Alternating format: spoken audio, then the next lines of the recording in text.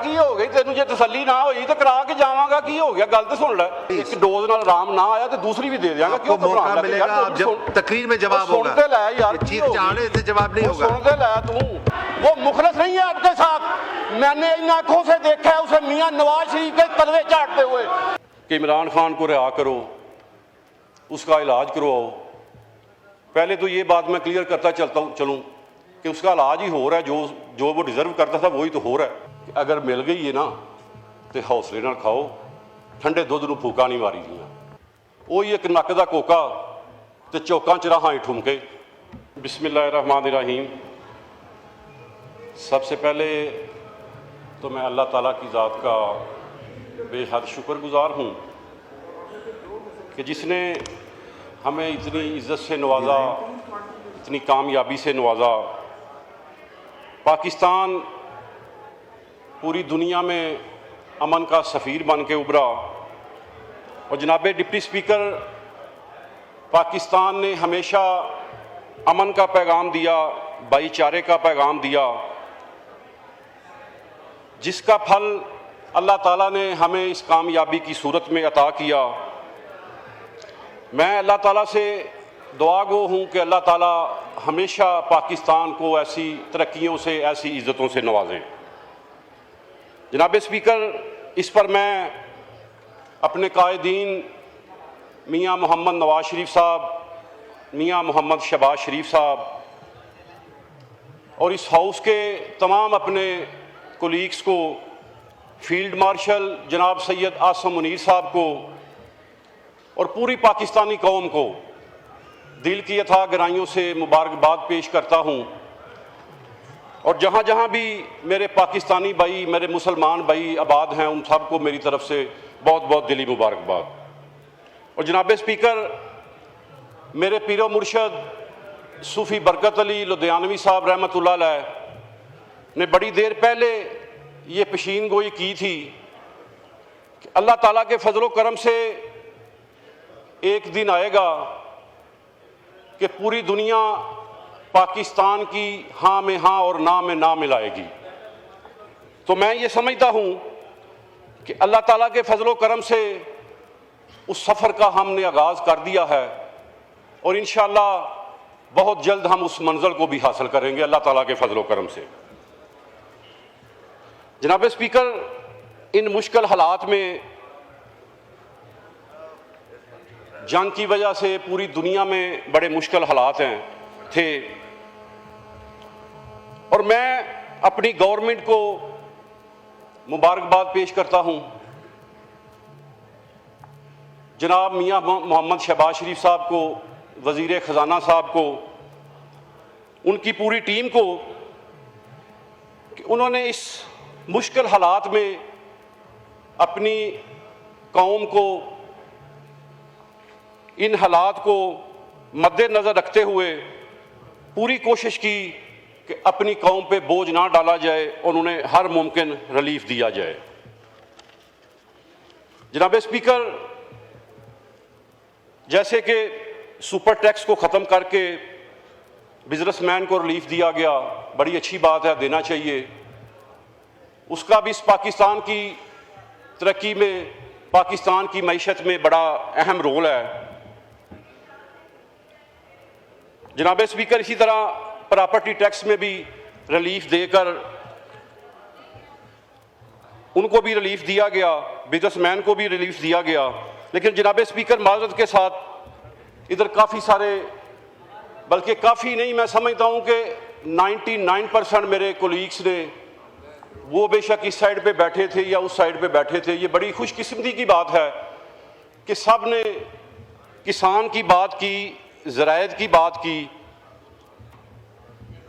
जनाब स्पीकर जो हमें तवक्कुआत थी जो उम्मीद थी गवर्नमेंट ने किया ज़रूर कुछ है लेकिन जो हमें उम्मीद थी जो तवक्को थी जनाब स्पीकर वो नहीं हो सका। जो किया ये नाकाफ़ी है। बराए मेहरबानी करके जिस तरह कल भी मेरे दोस्तों ने कहा कि ज़िम्मेदार किसान एक बड़ा मजलूम तबका है और जनाब स्पीकर जो बड़ी बड़ी फैक्ट्रियों के मालिक हैं बिजनेसमैन हैं या रियल एस्टेट का कारोबार करने वाले मेरे दोस्त भाई मैंने पहले बताया कि वो भी पाकिस्तानी हैं, उनको भी रिलीफ देना चाहिए, लेकिन किसान उनका मुकाबला नहीं करता। जनाब स्पीकर, अगर उनको 1 रुपया रिलीफ मिले तो मैं ये समझता हूं कि किसान को 10 रुपये रिलीफ मिलना चाहिए। और जब किसान खुशहाल होता है तो पूरा पाकिस्तान खुशहाल होता है। जिस इलाके का किसान होता है वो इलाका खुशहाल होता है। जनाब स्पीकर, हमने देखा है कि जब किसान खुशहाल होता है तो बाज़ारों में भी रौनकें होती हैं।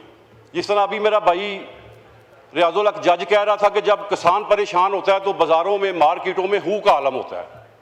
तो इस पर मैं एक छोटी सी मिसाल भी दे देता हूं कि जब किसान को उसकी ज़मीन के फसल के अच्छे रेट मिलते हैं, अच्छी पैदावार होती है, तो जनाब स्पीकर फिर किसान अपने किसी ना कोई प्रोग्राम तरतीब देता है, जैसा कि वो उसकी कोशिश होती है कि मैं अपने बेटे की या अपनी बेटी की शादी का बंदोबस्त करूं।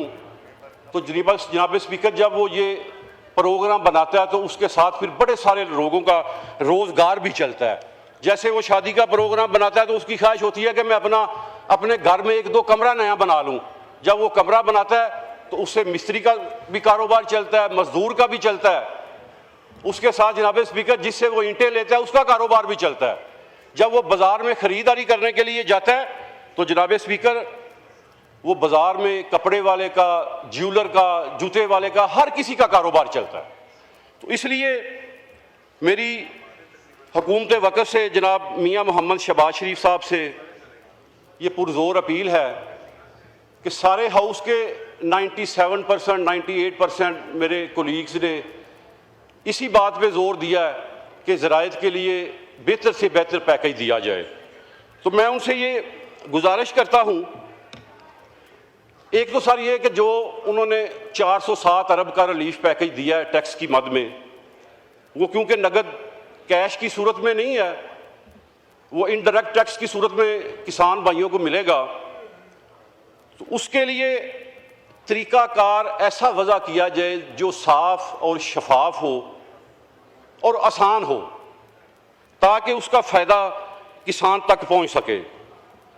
इसी तरह पंजाब हुकूमत भी ज़िम्मेदार के लिए पहले भी बहुत कुछ किया है, इस बजट में भी उन्होंने काफ़ी कुछ किया है। तो जनाब स्पीकर, जैसे उन्होंने एक ग्रीन ट्रैक्टर की स्कीम दी, अच्छी बात है, जितना ज़्यादा से ज़्यादा हो सके वो करना है। लेकिन जनाब स्पीकर, उसमें हुआ ये कि फीड ट्रैक्टर 10 लाख रुपए की सब्सिडी दी गई। वो सब्सिडी से एक फैमिली को या एक फर्द को फायदा हुआ।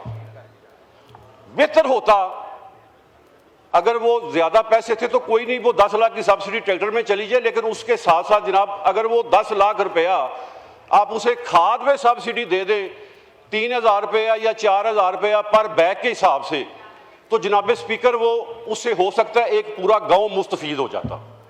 तो मेरी ये गुजारिश है कि आप जनाब वज़ीर आज़म से भी, और यहाँ पे वज़ीर ख़जाना अभी तशरीफ़ रखते थे, वो चले गए हैं, कि इस हाउस से कुछ मेंबर ले लें, सीनियर मेंबर ले लें, हमारी साइड से ले लें, उस साइड से ले लें। तो जनाब स्पीकर, उनसे ये बजट पास होने से पहले एक मीटिंग करें, जो उनके तहफ़्फ़ुज़ात हैं वो सुने और उसमें जो उनकी बेहतर तरीके से हो सके वो करें जनाब स्पीकर। और मैं उम्मीद भी करता हूँ कि मियाँ शहबाज शरीफ साहब, मियाँ नवाज शरीफ साहब एक दर्द दिल रखने वाले इंसान हैं। वो इंशाअल्लाह हमेशा उन्होंने पाकिस्तानी कौम के लिए काम किया है, पाकिस्तानी कौम की बेहतरी के लिए काम किया है। तो मैं ये उम्मीद करता हूँ कि इंशाअल्लाह ये बजट पास होने से पहले वो एक कमेटी बना के उससे हमारी मीटिंग हमारे से करेंगे और जो हमारे मुतालबात हैं जनाब स्पीकर, उन पर ज़रूर नज़रसानी की जाएगी। इसी के साथ साथ मेरी एक गुजारिश है कि जैसे अभी जंग की वजह से तेल की प्राइस बड़ी ज़्यादा है जनाब स्पीकर, ज़िम्मेदार के लिए 2-3 चीज़ें बड़ी अहम हैं, तेल, खाद और बिजली। और बिजली पे अगर वो मुनासिब समझें, जैसे कल मेरे भाई नासिर बुसाल ने बात की, हम इकट्ठे ही 2014 में मियाँ नवाज शरीफ साहब को हमने रिक्वेस्ट की थी, तो यकीन करें उन्होंने वो तारीखी पैकेज दिया था।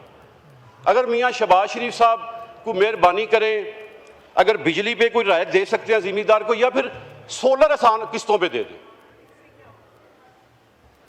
और तेल अभी जैसे अल्लाह ने मेहरबानी की, जंग ख़त्म हो गई, तेल की प्राइस नीचे आ रही हैं, तो जनाब स्पीकर इस पर फौरी अमल दरामद करके उन तेल की कीमतें कम करें, ताकि ज़िम्मेदार अभी चावल की फसल काश्त कर रहा है और उसे अभी बड़ी अहम ज़रूरत है ये।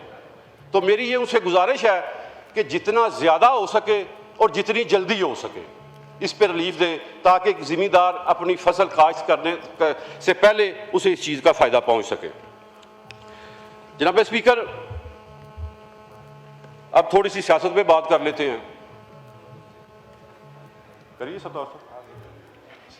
जनाब स्पीकर, यहाँ पे काफ़ी दिनों से 5, 6, 7 दिन से बजट पे बहस चल रही है। सारे दोस्तों ने अपने इलाके के, अपने मुल्क के मसाइल बयान किए, लेकिन अफसोस के साथ कुछ एक साइड से वही जो पिछले बजट पे भी बातें होती रहीं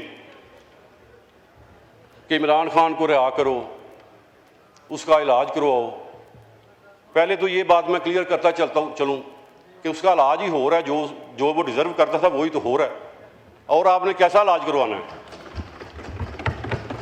तो रहाई तो जनाब स्पीकर ने पता है, इनमें से काफ़ी सारे मेंबर ऐसे हैं जो अभी फर्स्ट टाइम आए हैं। जब हम उस साइड पे बैठे होते थे, ये इधर बैठते थे, तो ये कहते थे ये तो अदालतों का मामला है, अदालतों ने फैसले करने हैं। तो जनाब स्पीकर, आज भी अदालतों ने फैसले करने हैं, रिहाई वहाँ से होनी है। मेरा यहाँ पे मैं नहायत आजिज़ी और इनकसारी के साथ अल्लाह ताला की ज़ात से डरते हुए, अल्लाह ताला को गुरूर तकब्बर पसंद नहीं, उसने उस दिन इधर बात की कि हाँ आपने हमें दिया क्या है। वो मिक्स उर्दू और पंजाबी में बातें करके तो वो उसने समझा कि शायद मैंने बड़ी कामयाबी हासिल की है। वो हादसाती तौर पे MNA बन गया है। तो मेरा उसे ये मशवरा है कि अगर मिल गई है ना तो हौसले ना खाओ, ठंडे दुध नूं फूका नहीं मारी दियां।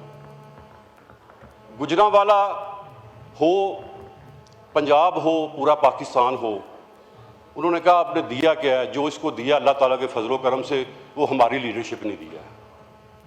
हमने इस मुल्क को एटम बम दिया है, हमने इस मुल्क को मोटरवेज दिए हैं। जनाब स्पीकर, हमने बिजली के कारखाने लगाए हैं।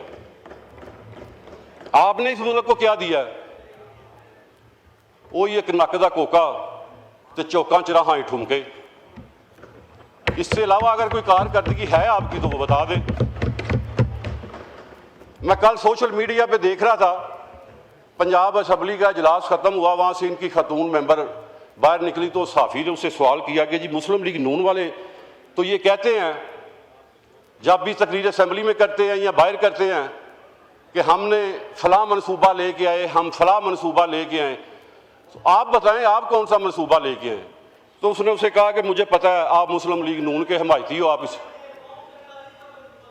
यार गल तो सुन रहा ये गल टॉक ऐसे ना करे, फिर आपकी तकरीर में कोई चीखेगा। अगर ऐसे ना करे, एक डोज नाल आराम ना आया तो दूसरी भी दे देंगे। क्यों मौका मिलेगा, आप जब तकरीर में जवाब होगा। चीख जाने से जवाब नहीं होगा। सुनते लै तू जेड़ा तू फॉर्म 47 का कह रहा ना, मैं थोड़े आप चेयर को एड्रेस करें नेहरा साहब। सर जिनकी ये बात कर रहे हैं, और यार सबर ते कर की हो गई, तेन जे तसल्ली ना हुई तो करा के जावांगा, की हो गया गल तो सुन ले।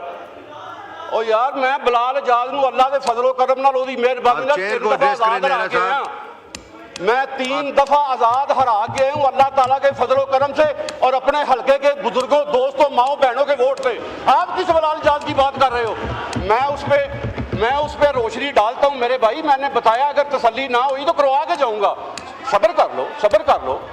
और यार no cross talk, no cross talk. शुक्रिया, थैंक यू नेहरा साहब, थैंक यू। बस आपका वैसे ही टाइम अप हो गया है, बस शुक्रिया शुक्रिया।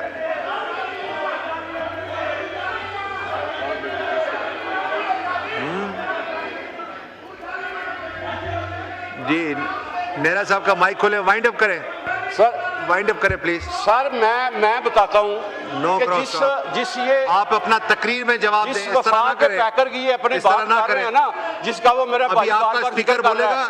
ये उस वक्त इसकी शायद सियासी पैदाइश भी नहीं हुई थी जब मैंने उसे शिकस्त दी थी। आजाद अल्लाह के फजलो करम से मैंने उसे शिकस्त दी थी। 2003 में भी शिकस्त दी थी, 2008 में भी अल्लाह के फजलो करम से शिकस्त दी थी, 2013 में भी, 2018 में भी, 2024 में भी, और अल्लाह ताला के फजलो करम से आइंदा भी मेहरबानी से। और जिसकी आप बात कर रहे हैं ना, वो मुखलस नहीं है आपके साथ।